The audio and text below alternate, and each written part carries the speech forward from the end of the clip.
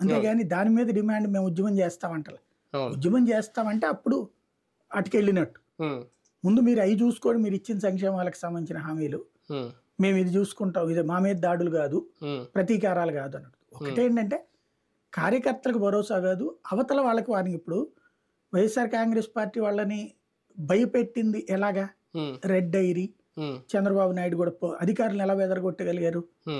మీకు తర్వాత మేము వస్తే ఎట్లా ఉంటుంది అట్లా ఉంటుంది అన్నట్టు. ఇప్పుడు మేము వస్తే మళ్ళీ అంతే ఉంటుందని చెప్తున్నాడు ఆయన.